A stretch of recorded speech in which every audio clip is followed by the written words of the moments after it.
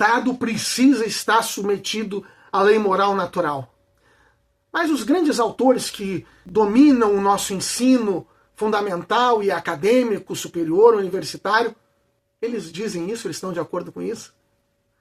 A Revolução Francesa foi uma expressão do bem, do direito natural? Era verdadeiramente igualdade, liberdade e fraternidade? E os grandes totalitarismos do século XX, nazismo, fascismo e comunismo? Vamos ver como os seus males partiram justamente daqui. Vamos juntos.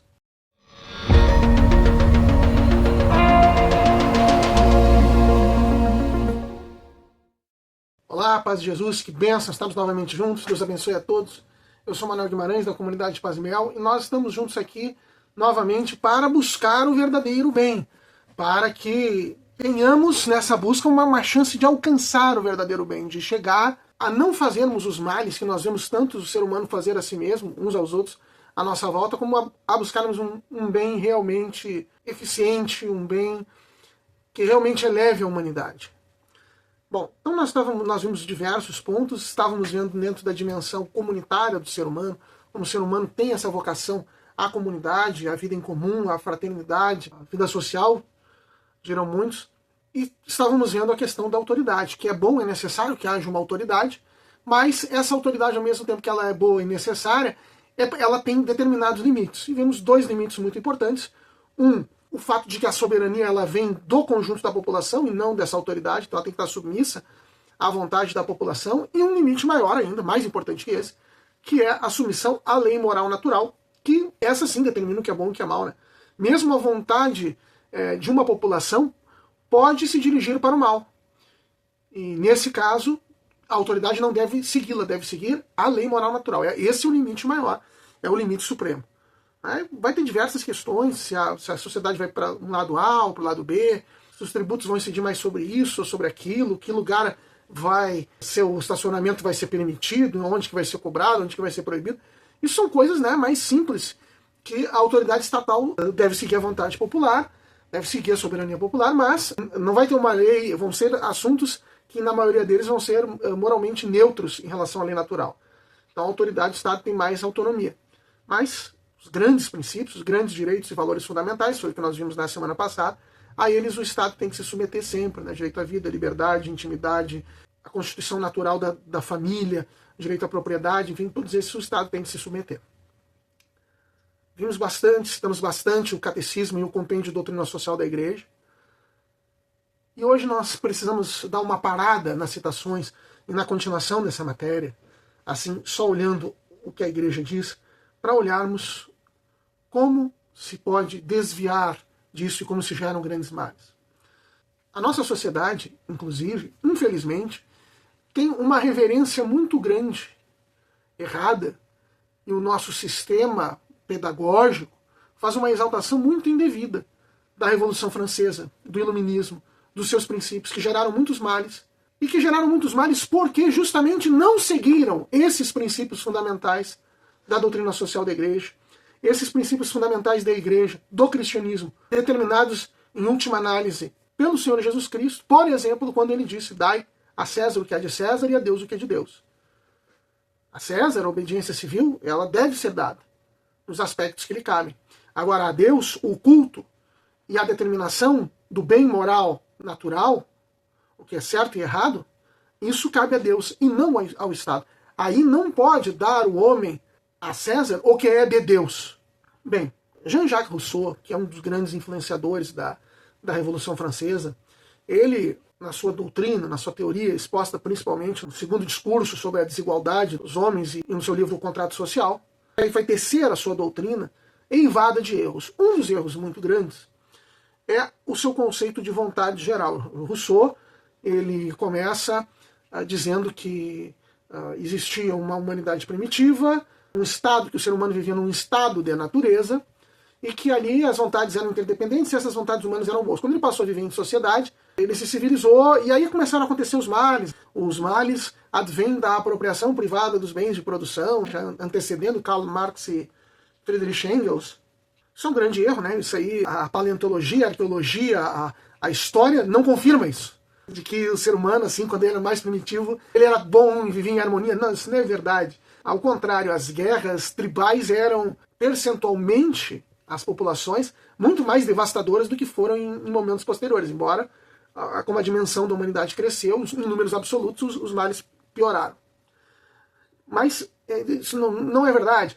Mas Rousseau acreditava nisso, ele começa a falar, e ele admite isso como uma verdade, que não precisa de prova, e a maioria das pessoas passou seguida nisso e a segue até hoje. Essa ideia de que o homem na natureza era tudo bem, era na sociedade que foi corrompê-lo. Mas do que é feita a sociedade? Não é feita de homens? Mas enfim, não vamos refutar esses erros ainda, porque senão nós vamos perder em muito tempo. Mas então Rousseau ele vai dizer que vão ter as vontades individuais no estado de natureza eram boas.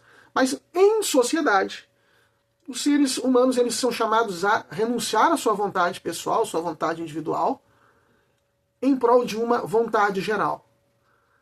E essa vontade geral, ela vai direcionar para o bem de todos, e ela vai ser guiada, digamos assim. A mão que vai conduzir essa vontade geral, ela deveria derivar do consenso, mas quando não há consenso, é uma maioria. Mas ao mesmo tempo ela é de todas, porque todos concordam que a maioria fale por todos. Então mesmo a minoria concordou com o princípio da minoria, então ela também concorda. Então a vontade geral, assim, deve conduzir, e o soberano, ou a assembleia soberana, vai conduzir segundo a vontade geral. E aí ele vai dizer que todos os direitos, vejam, autores antes tinham dito que todos os direitos, menos o direito à vida, o ser humano delega ao Estado. Mas Rousseau não diz, não, mesmo o direito à vida, as pessoas se despem dele para dar esse direito ao Estado. Só que Rousseau, ele lança a tese de que, na verdade, ele não está perdendo, porque ele está delegando ao poder, mas ao mesmo tempo, como o poder deriva dele, ele volta para ele todo esse poder. Então, na verdade, ele não está perdendo.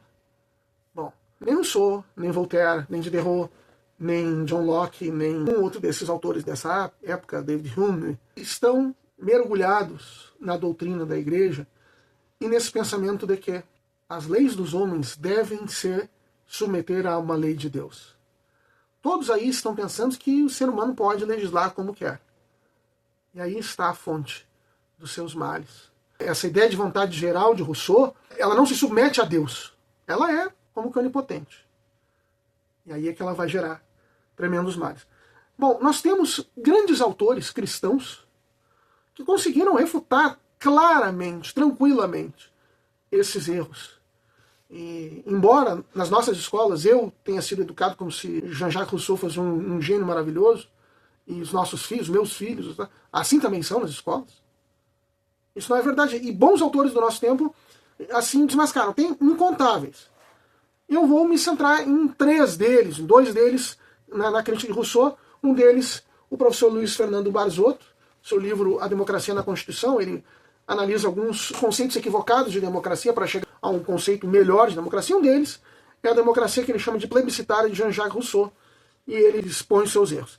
Diz o Barzotto assim: as cláusulas que compõem o contrato social reduzem-se a uma só.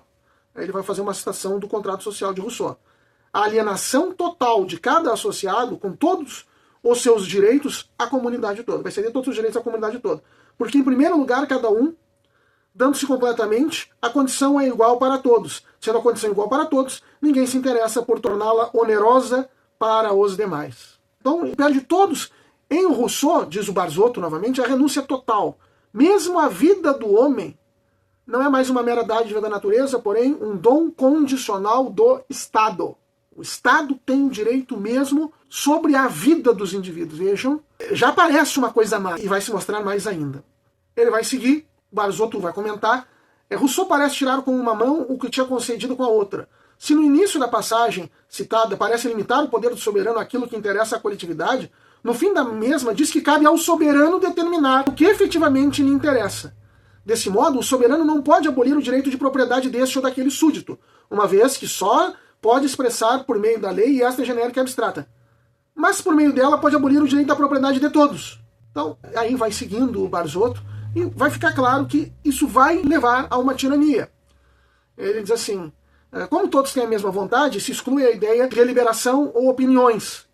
Como todos querem ou devem querer a mesma coisa, toda a comunicação entre cidadãos, além de inútil, é um sintoma de que a vontade geral não está sendo ouvida. Isso é diagnosticado por Hannah Arendt, a filósofa, que escreveu as origens do totalitarismo, falamos do totalitarismo, um Estado em que não existe comunicação entre cidadãos e onde cada homem pensa apenas seus próprios pensamentos é, por definição, uma tirania. Então, vai ficando evidente que se vai gerar uma grande tirania. Outro autor agora, um autor da época, pouco depois do próprio Rousseau, Benjamin Constant, francês, esse tijolinho, Os Princípios de Política Aplicáveis a Todos os Governos, uma obra magistral, que transparece muito dos nossos princípios cristãos. Ele vai dizer o seguinte, para nos tranquilizar, ele vai falar, né, que o Rousseau diz isso, que os direitos que se perdem, na verdade, eles não se perdem, porque as pessoas fazem parte da vontade geral de que é a soberania, mas o Benjamin Constant vai dizer, não, isso não é verdade. Isso não é verdade. Na verdade, uma determinada parcela dessa sociedade que vai ser governante. O Constant vai dizer que o grande erro de Rousseau é achar que aquilo que é a sociedade é o grupo que está no governo. Seja um governante único ou um grupo de pessoas. Não é. Isso é uma ficção e uma falsidade. Pode, portanto, esse governante, esse grupo governante, ou essa pessoa governante, desviar e fazer diferente. Por isso não se pode delegar para ele os poderes de vida e os direitos sobre os direitos pessoais e individuais dos cidadãos. O povo, observa Rousseau, diz o Benjamin Constant, é soberano num aspecto e submisso no outro. Na prática, todavia, os dois casos são confusos. É fácil para os homens poderosos oprimirem as pessoas como seus súditos, forçá-las a manifestarem em seu papel de soberano a vontade que esses homens poderosos ditam. Para conseguir isso, só é necessário que os membros individuais da sociedade sejam aterrorizados e então seja encenada uma homenagem hipócrita à sociedade em massa. Vai aconselhar Constant, precisamos tomar medidas acauteladoras contra o poder soberano, por causa da natureza dos que o exercem, da mesma maneira que as tomaríamos no caso de uma arma excessivamente poderosa que pudesse cair em mãos não confiáveis. O que diz o Constant? As pessoas que estão na frente do governo são falíveis. Nada garante que elas vão realmente fazer aquilo que é a vontade da maioria. Diremos nós cristãos, e também nada garante que essa vontade do governante vai estar de acordo com a lei moral natural. Então, vai seguir. Elas buscam o aumento dos poderes de que necessitam no proprietário da autoridade política, ou seja, no povo, cuja onipotência está lá apenas para justificar tal usurpação. As leis mais injustas e instituições mais opressoras são compulsórias como expressões da vontade geral, ou seja, se aprovam as leis mais injustas, os atos mais arbitrários, mais autoritários, e se diz que isso decorre da vontade geral, da vontade da população, da soberania popular. Então, não se pode, esse conceito de vontade geral de Rousseau está completamente equivocado. Quando não se reconhece limite para a autoridade política, os líderes do povo, num governo popular, não são defensores da liberdade, mas aspirantes a tiranos, que não tencionam quebrar e sim assumir o poder sem fronteiras com o qual pressionam os cidadãos. E vai dizer mais. Seria fácil mostrar, com incontáveis exemplos, que os sofismas mais grosseiros dos apóstolos mais ardorosos do terror, aqui ele está falando do período do terror da Revolução Francesa, lá em 1793, em que as pessoas eram chacinadas, houve um verdadeiro genocídio. Bom, ele vai dizer, os maiores absurdos defendidos no terror e executados no terror, nas circunstâncias mais revoltadas, foram apenas consequências perfeitamente consistentes dos princípios de Rousseau. A nação onipotente é tão perigosa quanto um tirano. Na verdade, mais perigosa. Ele vai dizer que o fato de o grupo que está no poder ser maior, vai dizer, quando a tirania subsiste, ela é mais terrível se o grupo tirânico for grande. Se o grupo que está exercendo essa tirania é maior, essa tirania vai ser ainda pior. A Revolução Francesa matou em poucos dias mais do que a Inquisição matou em 4 séculos. Em processos que foram muito mais rápidos. Fala, não, mas o direito à ampla defesa, ao contraditório, julgamentos eram feitos, a execução era feita dias depois, às vezes menos de 24 horas depois da prisão. Não tinha nenhuma preocupação com o devido processo legal, mas os princípios eram liberdade, igualdade, fraternidade. Manuel, mas esses princípios, liberdade, igualdade, fraternidade, não são em si mesmos bons? São ótimos. São belíssimos princípios. Os nomes, né? Agora, o que eles querem dizer?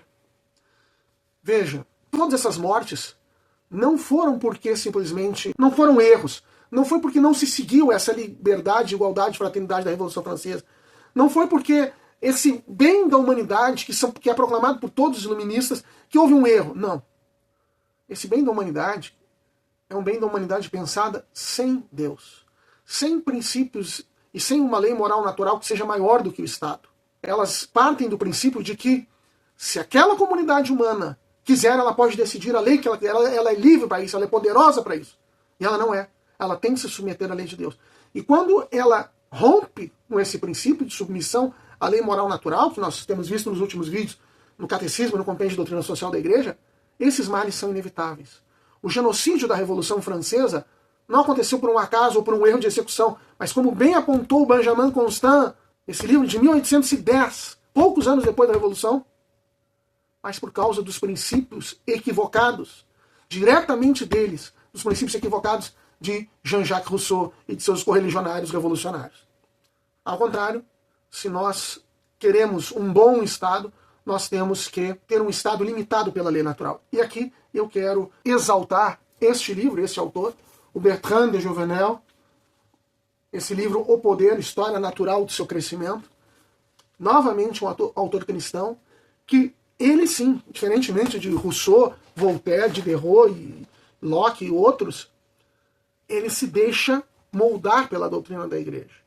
Nós teríamos que ter outras bases na educação dos nossos filhos, outros autores. Mas vamos lá, o que o Jouvenel diz? Ele vai dizer que a gente tem que se submeter à lei moral natural. O Jouvenel, primeiro ele vai falar do problema que é não se basear na lei moral natural. Mas enfim, o que é o direito? Perguntemos aos juristas. Eles respondem, em sua maior parte, que o direito é o conjunto ou resultado das regras de condutas editadas pela autoridade competente. Então, ele vai dizer que são as leis que estão escritas numa sociedade. Assim, acrescenta um deles, o que é conforme a lei é bom, enquanto o que dela se afasta é mal. A arte de distinguir o justo e injusto, diz um outro, confunde-se com a arte de conhecer e aplicar a lei. E aí se questiona o Jouvenel. Não giramos aqui num círculo vicioso? A autoridade pública deve ser justa, isto é, agir em conformidade com o direito. Mas o direito, dizem-nos, não é senão um conjunto de regras editadas por essa mesma autoridade. Portanto, a autoridade é fazedora das leis, sempre justas por definição. Ora, é justo o que a lei diz que é justo. A lei é feita pela autoridade. A autoridade sempre vai determinar o que é justo. Nós não temos um poder anterior e superior ao Estado que vai determinar o que é justo ou injusto. Ao contrário, vai dizer então o Jouvenel, quando se submete à lei natural, ele vai dizer assim, digamos com toda clareza, a maré montante das leis modernas não cria o direito. Elas são, essas leis, a tradução da pressão de interesses, do capricho de opiniões, da violência das paixões, risíveis em sua desordem quando são produto de um poder mais extenso, odiosos em sua ordem iníqua quando emanam de um poder reunido numa mão brutal. Não merecem, não obtêm respeito, a não ser o que a coerção lhes proporciona. São antissociais, porque são todas fundadas numa concepção falsa e mortal de sociedade.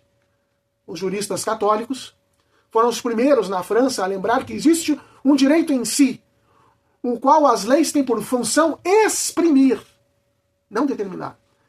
Verdade que se afigurava evidente a Montesquieu, mas que em nossa época causa escândalo. Tamanha persuasão de que as instituições mais fundamentais, os princípios mais primordiais, são indefinidamente alteráveis ao sabor da vontade ou da opinião temporariamente predominantes. É em meio a um coro de protestos que Duguay enuncia a verdadeira doutrina do direito e a sua função pública.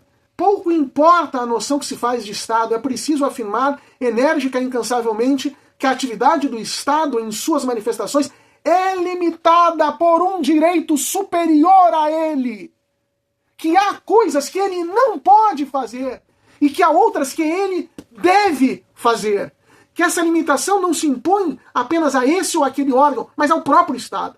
O essencial é compreender e afirmar com uma indefectível energia que há uma regra de direito superior ao poder público que venha limitá-lo e impor-lhe deveres.